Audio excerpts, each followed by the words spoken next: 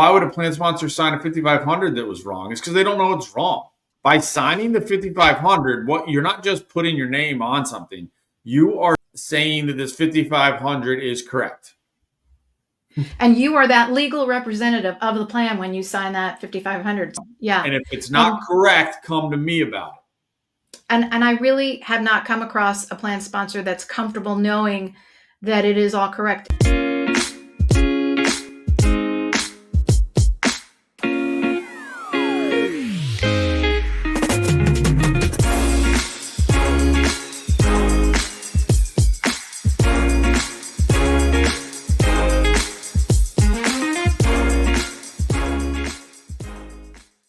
Welcome to the Fiduciary Wise podcast. I'm Kate McBride, one of your hosts from Fiduciary Wise. Whether you're a thought leader, service provider, CEO, or decision maker, this podcast is for you. We break down best practices, the services and solutions available to you, and discuss the latest topics and shake up industry norms. Join us as we explore, challenge, and navigate the future of fiduciary responsibility. For this season, we're doing skits that illustrate conversations we've had or do have and break them down. I'm an ERISA 402A specialist at Fiduciary Wise and a member of the Department of Labor ERISA Advisory Council. And today I'll be playing the role of Fiduciary Wise. Hey, Kate, it's good to be here. I am Isaac Wood. Like Kate, I am an ERISA 402A specialist here at Fiduciary Wise.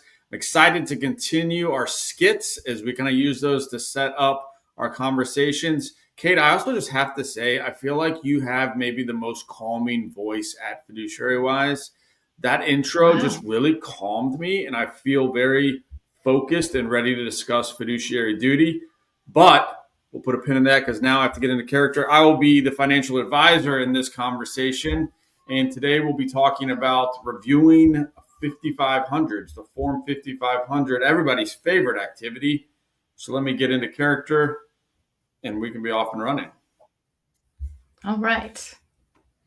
Love the tie, man. This is apparently all advisors wear ties in my head. Yeah. And wear floras. Please don't be offended if you're... Even the ladies. Yep. My tie today is pearls. I like it's very fiduciary wisey. All right, so it looks like I kick off this skit today. Yes. So without further ado, the skit. Hey, Kate, thanks for hopping on. I got a referral from an existing client. I've got a meeting coming up, and I was hoping to glean some things from the 5,500 before the meeting. I thought you might have some additional insights for me since you are an expert. Well, thanks. Thanks, Isaac. That's totally fair. It is dense, the 5,500, but reviewing it carefully can definitely provide some insights and maybe even identify potential compliance issues. Let's walk through how to spot some red flags. First, the big one. Late participant contributions. That's money withheld from paychecks from participants, but not deposited in the plan quickly enough. When you say quickly enough, what is fast enough? What does that mean? Well, the Department of Labor wants it deposited as soon as it's reasonably possible. For most employers, that would be within a few business days. On the Form 5,500, there's a box that gets checked if there are late contributions, and it's a red flag. Got it. So keep my eyes open for that. If your plan has over 100 participants, it's also subject to an independent audit, and that report is attached to the 5,500. Well, that sounds like it would be helpful. What are we looking for there? You look for any language like material weaknesses, deficiencies, or non-compliance. Those are the big red flags. Those sound like big red flag words for sure. What if there's a note as I look here about uncorrected late remittances? Is that bad? Yikes. Well, that's a problem and an opportunity to ask what operational things are going on in that plan. Every plan also needs a fidelity bond that covers at least 10% of the plan's assets, up to $500,000 or $1 million if there's also employer stock in the plan. And that's shown on the 5,500? Yep, it's Part 4 of Schedule H. If that's blank or if the coverage is too low, that's something to ask about. Also, compare this year to last year. Did expenses rise in the plan? Did participant counts drop suddenly? Did contributions go down? Why would those be red flags? Well, It could indicate that administrative issues or even missed deposits are happening, and that's not always bad, but it is a prompt to ask questions. Those are some pretty good tips, Kate. Thanks. Thank you, Isaac. Remember, the 5500 is only as good as the data someone put on it. For example, 5500s have codes that can help you identify plan design types, but not everyone preparing a 5500 enters every code. Or sometimes there's incorrect data. I looked at a form last week that showed zero in the year-end balance of money in the plan, but reported 20 plan participants with balances at the end of the year. So that math isn't mathing. Also, information on a 5500 is dated. So sometimes it's 18 months old. So if you find an audited form and see certain service providers, that could be old news by the time you see it. Why would an employer sign a 5500 if it was wrong? That is the greatest question in this whole discussion. Employers don't intentionally sign off on incorrect 5500s, but they don't complete 5500s every day, and most of them only see one a year. They're often relying on service providers to complete that form, and they know what they're doing, but mistakes happen. Here at Fiduciary Wise, we review all 5500s before we sign them. We make sure they make sense. We also talk about some of these things throughout the year at our PAC meetings, like timely contributions. Well, thank you so much, Kate. I look forward to going and chasing after this prospect plan with Fiduciary Wise by my side. Let's get it. Hey, I'm Isaac Wood with Fiduciary Wise. With years of experience helping plan sponsors, TPAs, record keepers, and advisors navigate the complexities of retirement plans, I understand that every client has unique needs. That's why our MEP, PEP, and DC group of plan services offer complete customization. Whether you're managing multiple plans or looking to streamline administration, we tailor solutions that fit your goals while also ensuring compliance with ERISA regulations. At Fiduciary Wise, we don't just offer cookie cutter options. We work closely with you to design a plan that maximizes efficiency, minimizes risk, and gives you the control that you need. Imagine the confidence of knowing that you have an experienced team behind you, guiding you every step of the way. If you're ready to take your retirement plan to the next level, let's connect. You can schedule a meeting at fiduciarywise.com/scheduling to see how we can help. All right, you killed it, Isaac. Let's go. Let's go win some business, Kate. All right. Love it. Out of character, and now back into our regular characters, Isaac and Kate. So Kate, that's a call that we have on a fairly regular basis where we'll talk to an advisor that works with us and just looking to uncover some data on a prospect plan that they're looking to go out and try to win. And obviously we did that in skit form, but walking through a 5500, you can glean a lot of information from a plan. And we just touched on a couple things there. But how do those conversations tend to go in your world when we're engaging with these advisors as far as being able to uncover something that they can talk to a plan sponsor about? Well, I think, so much of this is about the mistakes that are made on a Form 5500, and so much of the time they're not intentional, right? That they're just an omission or some wrong number is plugged in or somebody didn't understand the form. And, the form is in bureaucraties, right? So it's not, it's an IRS. So it's not your normal everyday, dear mom letter. And and there are a lot of moving parts, right? That, these forms, you're putting in service provider information, you're putting in plan information, you're putting in your information. And speaking of having your information on it, if you are a plan sponsor, on that form 5500, right up front on the first page is your name, whoever signs off on that 5500, and your telephone number or email. And here's the thing. If you sign off on that 5500, you are liable if there's something wrong in the plan, in the 5500. You are the plan fiduciary. Now, most people don't understand this. There is something called, Isaac, a 402A named ERISA 402A named fiduciary. And what does that named fiduciary do, Isaac? it takes the lion's share of the fiduciary responsibility for managing and monitoring the 401k plan off of the plan sponsor's plate and is able to execute it in an expert manner, which happens to be the standard that ERISA holds the named fiduciary to. Right. Right. I mean, everything that's done in a plan, it has to be done solely in the best interest of plan participants. There are a lot of people, even in the industry here, that don't know that think it's for the plan sponsor. But no, what And ERISA even more is, plan sponsors that don't know that. oh, Because well, yes. Yeah. sometimes in this space, sometimes like ERISA is the best kept secret in ERISA plans.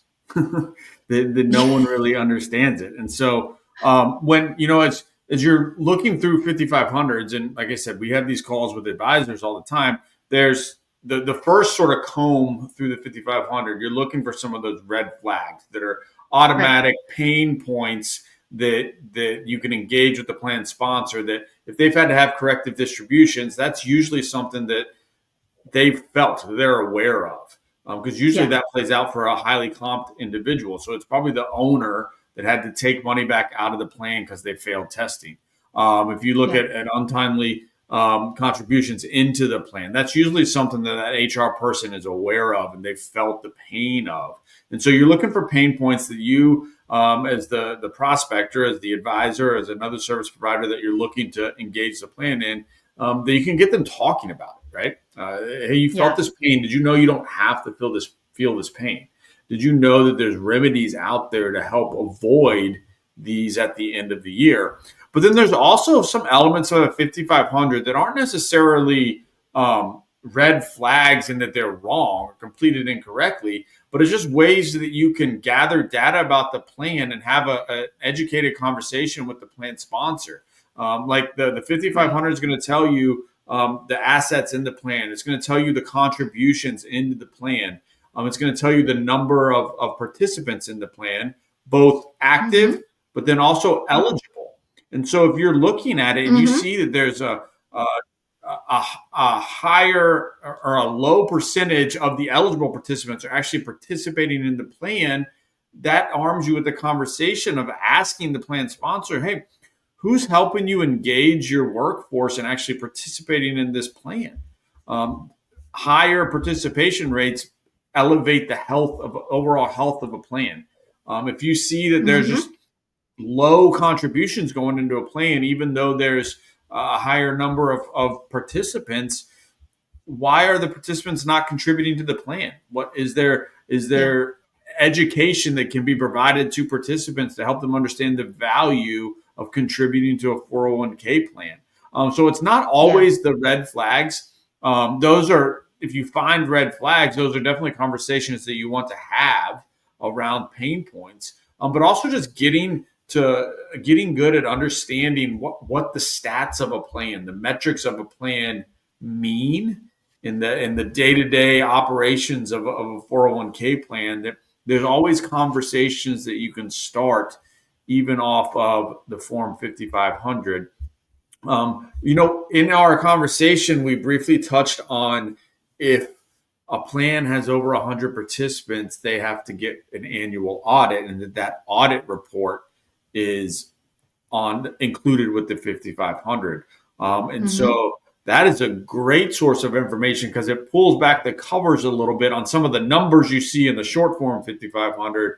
Now you start to see some additional detail on actual investments, some of the names of service providers that are being used on the plan. So it just gets you so much more information and data. Are there any other sort of areas of a 5500 or that audit report that you like to look? Well, I mean, I like to look at the costs in the plan when they're disclosed. They're not always fully disclosed because sometimes they're part of, they're kind of hidden. Because this industry is awful at disclosing fees. Yeah, but sometimes you can suss them out, and some 5500s are more forthcoming than other 5500s in that way. But it is really interesting to look at, what you brought up just now, a plan with more than 100 participants. We have been at Fiduciary Wise talking about the multiple employer plans and the pooled employer plans Yes. and the defined contribution group of plans. And, these are new ways. And when I say new, I mean new in the last couple of years, that plan participants and employers can get a better shake on their plan. Because if you take a small plan of under 100 individuals, that plan, if it joins together with another plan with 100 individuals, well, that's 200 people now sharing the cost instead of 100. Yep. And the costs come down. It's not exactly half, but it's much better than having one regular plan. And because these new options are out there, I mean, we're talking about them all the time. If you have more than 100 employees, you want to go into a PEP and share your costs with other PEP members. If you have less than 100 employees, then you want to go into a DC group of plans. And there's a lot of flexibility in these plans, and the shared costs are not small. It is a big deal to pool your money with other employers. And those options weren't available until a couple of years ago for the PEPs and the DC groups And of plans. one of the largest sources of savings can be, as we talk about those larger plans, right? So continuously over 100 active participants in a plan, that plan then is subject to an annual 401k audit, right? Well, guess what audits do? They cost money. And Big money. Big money every for year audit. they cost money. For a plan that is audit size, you're talking about in today's world anywhere from probably $8,000 to $15,000 every year just for the pleasure of going through a 401k audit. And so that's not just an expense line item for them, but that's an audit takes time. It's like it's a lot of poking and prodding around the 401k plan. It's like going to get your annual physical, right? There's more than just the cost of it that goes into it. And so that is not only a cost from a money perspective, but it's also a cost from a time perspective and a risk perspective that there might be something that is done incorrectly. And so for those plans, and that audit fee is included in that 5,500 report for audit size plans. And so that is definitely a place now, if you're an advisor and if you're beginning to become comfortable with the idea of PEPs, and PEPs, a pooled employer plan, which brings multiple plans together under one umbrella, into one plan, into one audit. PEPs are audited, but that one audit cost is shared amongst all the participating employees. And so, on average, that audit expense is $8,000 to $15,000. Some of those can get to be $25,000, $30,000. We've seen $50,000 audit expenses before, depending on the complexities of the plan and the number of the people involved and all the different things that the audit has to work through. And so, one of the quick and easy things to notice on a 5,500 is what is that audit fee, and to then have a conversation. Hey, have you heard about PEPs? Did you know you could join a group of plans, a pooled employer plan, where that audit fee, amongst other fees, because you get economies of scale across the other fees of a plan, but just specifically that audit fee goes from $15,000 to, on average, obviously depending on your PEP, it's going to be anywhere from $1,500 to $3,000, but that's dramatic. Right, it's a huge difference. Cost is such a dramatic, just straight hard dollar savings, going from a standalone plan with an audit into a PEP. And so you also get the added fiduciary protection that comes along with being inside of a PEP. This episode is not the right PEP. Not all PEPs, of them are like but that. As we're going through 5,500s, that's a hot topic in our industry today. That if you're reviewing a 5,500 of an audit size plan, note that number and then have conversations with the plan sponsor about, have you ever thought about a solution that would increase your fiduciary protection, take care of those other red flags on this report, but also then dramatically lower that audit cost. And then we can take a look to see what it does to the other fees as well. Hi, I'm Kate McBride with Fiduciary Wise. We know that managing retirement plans comes with a lot of responsibility, and having the right knowledge is crucial to making the best decisions for your plan and participants. That's why at Fiduciary Wise, we don't just provide fiduciary services, we're committed to educating those who manage retirement plans through resources like the Fiduciary Wise Brief. Our program delivers expert insights to help you navigate the complexities of ERISA, compliance, and the fiduciary risk management. If you're finding value in what you're hearing in this podcast and want to take your understanding to the next level, let's continue the conversation. Reach out to us at fiduciarywise.com/scheduling and learn how we can support you with the knowledge and tools you need to confidently manage your plans. Yeah. I mean, and just, circling back a little bit to the 5500s, I mean, if the 5500 mistakes are large, there could be really, really severe consequences. I mean, the fines on filing late a 5500 can be $25 a day to $15,000 for IRS penalties and up to $2,529 a day for the DOL in penalties. So getting these filed on time, having them correct, and that's the other piece that I love. Really makes a huge that our difference. skit brought out was why would a plan sponsor sign a 5500 that was wrong? It's because they don't know it's wrong. But that's exactly right. By signing the 5500, what you're not just putting your name on something, you are saying that I am saying that this 5500 is correct.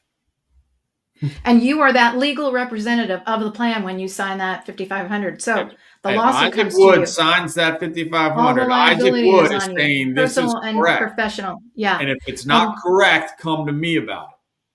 And I really have not come across a plan sponsor that's comfortable knowing that it is all correct. And, I hate to, if you have a 150-page tax return, you're probably not going to understand it either. The 5500 are not 150 pages usually, but you're still not going to understand that IRS form if you're not immersed in this every day. And that's why it's prudent to join forces, with other plans and think about the multiple employers, think about Fiduciary Wise as a 402A named fiduciary. So what that does is, if you're signing that 5500, you are the 402A named fiduciary. I bet you never even knew it, and I bet you never even heard of it before. The 402A named fiduciary is the top of the plan. So over all the other service providers, Fiduciary Wise is the only company that I know of that is the 402A named fiduciary, but we do not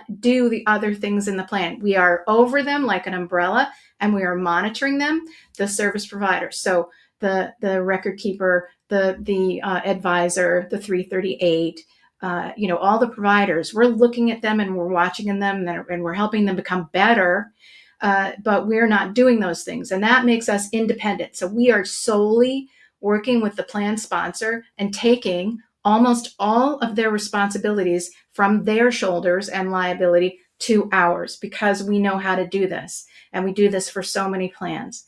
And that is something that takes that 5500 out of your hands, because you don't have to sign it anymore. We're the ones that work with the TPA and record keepers to put all they put all the data in, and then we review it and we sign it.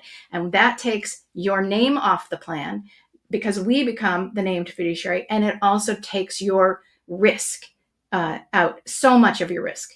There are basically 5 things that a plan sponsor is left to do after Fiduciary Wise becomes a 402A named fiduciary. And that is really, really unusual. It's so powerful. It's so powerful. And one of the things we do, we hold annual PAC meetings, Plan Advisory Committee meetings, where we're uncovering some of these red flag issues that end up on 5500s.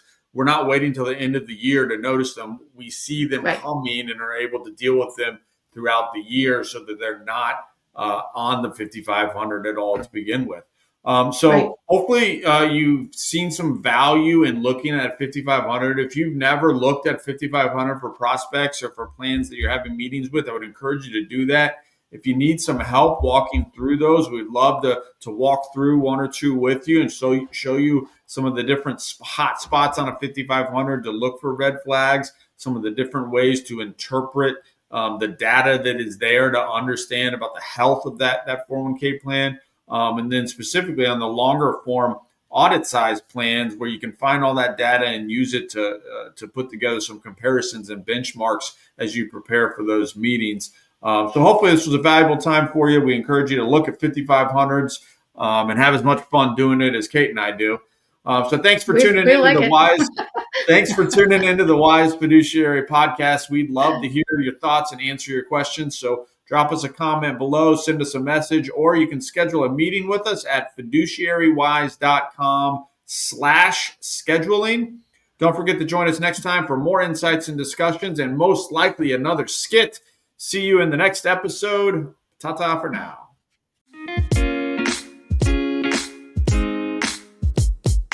The Wise Fiduciary Podcast is a production of Fiduciary Wise LLC, where retirement plan expertise meets real-world insights. Hosted by Marta Hurst, Kate McBride, and Isaac Wood, this show is written and produced by the Fiduciary Wise team. Our executive producer is Haley Blank. This episode was written by Marta Hurst. The content of this podcast is for informational and educational purposes only and should not be construed as legal or investment advice.